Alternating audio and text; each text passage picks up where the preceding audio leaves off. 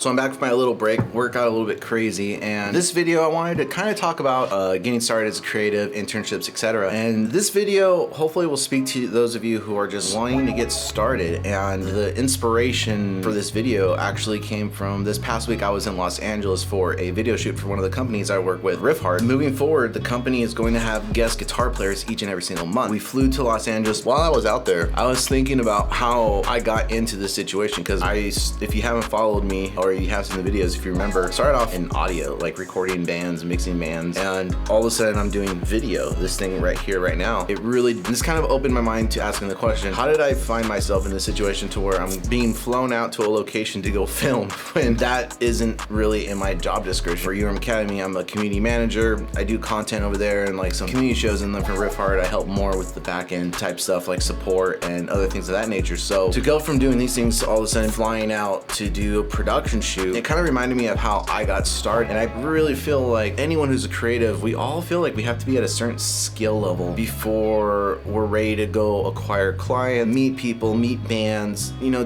or even charge anything to have someone render our services. We just feel like, oh, I have to be at this skill set so that it's okay for me to charge. When in reality, that's only something we put on ourselves based on some circumstance or something in our minds that we've designed. There is no curriculum or minimum standards in a freelance creative industry. It's really you and the other person, and if the other party's willing to pay or whatever the circumstances are, you're good to go. With the production side of this, I was really curious, how does video work? I've watched a lot of video YouTubers, and then my good buddy Bo, who was my mentor with making records and things like that, started getting into video himself last year in 2020, and now he has a Twitch channel, does a little bit of YouTube here and there, but he's really focused on his Twitch. But we've done some videos together where we're filming essentially little commercials, and watching him get into the video side of things, I kind of was like, well, why don't I just pick up this skill set? No one gave me permission on the music side of things. I just went for it. I took the same philosophy. I was like, well, let me get a camera. Luckily, URM Academy was like really nice, and I, pitched them a couple of ideas of what I had in mind for the community management side of things that would require video, and they sent me out a spare camera that they had, and our production manager, Nick Plateau over there, really helped me along with Bo, and then shout out to my buddy Steven from Neuro DSP. Like the three of them with their experience combined just really elevated my learning plateau very quickly. It exponentially grew because I had people helping me out, and they've already gone through all the hurdles and stuff, so I didn't have to. Once I started realizing how things worked, I was like, oh, this is a skill set that is something else I can get paid for on the side. Like, this is another sustainable creative outlet for me. And the reason I actually started the YouTube channel wasn't only to talk about my experiences and how I can help people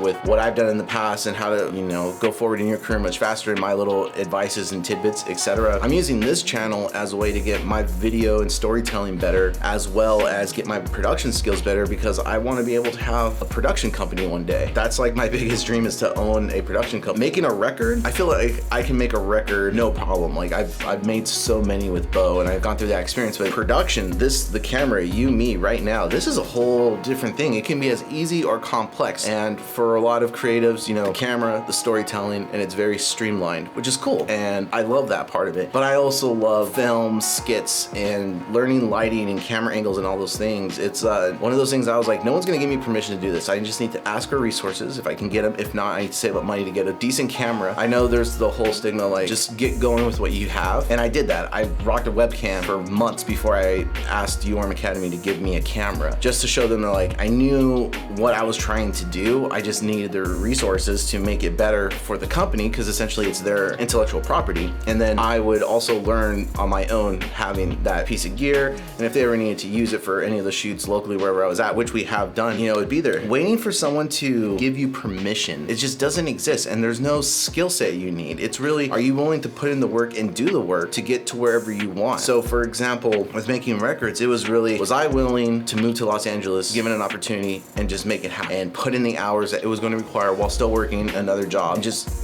grind it out to get to where I needed to go. No one was gonna say, hey, now is the right time for you to do this thing. I had to make the right time for myself. And the same thing with the production. I just saw an opportunity, I asked, and then I went full force, and I, with some guidance, got better. And now with the YouTube channel, I've been sitting on wanting to do like a YouTube channel like this for, I want to say, like 5 or plus years. I've always wanted to get in front of the camera, talk, tell a story, but I always had this fear of failure. Plus I needed to be at this level of production, or this level of storytelling, or this level of whatever to do it. And this was years ago. So I never started. And then making the records, and then getting better at the production production, I finally was like, all right, now's the time to do this thing. Like, no one's ever going to tell me, hey, now's the right time for you to actually go and do it. Coincidentally, that I found a program called Curator now that, you know, there's a network of people around me supporting me, helping me, and there's, you know, incentive to do these videos. No one was going to say, okay, now it's time. And still with the Creator Now program, if I don't want to do the video, I don't have to do the video. Now, the part that sucks is I am part of a team, so if I don't do this video and I don't submit it, my team fails because I essentially didn't put in my end, and I never want to be that guy in a project or anything where I'm not doing my part. Out of all this rambly video, out of all this, moral of the story is no one's going to give you permission or tell you, okay, you're at this level, you can go do this thing now. You can, now that you know how to do this sequence, you can go and take,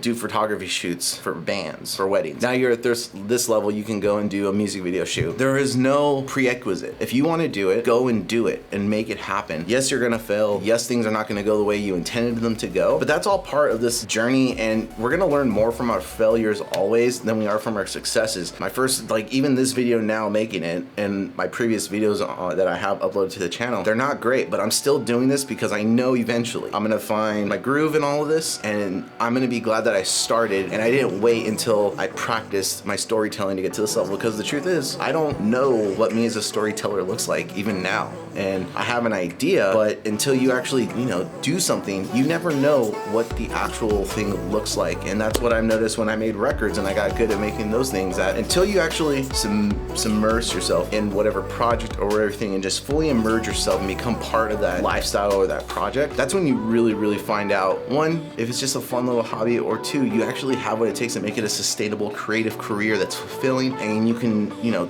sky's the limit. Just go out there, start whatever that thing it is you're starting. Have you been wanting to do you know, poetry, pottery? Have you been wanting to build something with woodwork? Go and just do it. Read up on it. If you're doing something that's more dangerous like woodworking or welding, you know, have an expert there with you to guide you so you don't harm yourself. But something like poetry, writing, doing skits, whatever it is, you know, get your phone on, go on TikTok, just have fun with it and just immerse yourself in it and really give it all you can for, you know, at least 90 days and see what happens and see if you get better. There is no, I have to be at this level or I have to be at that level before I go charge or do this thing. Just go do it. That said, it's the #1 piece of advice I can give to anybody who's a creative. You're only holding yourself back if you haven't already started. Thanks for watching. See you next time.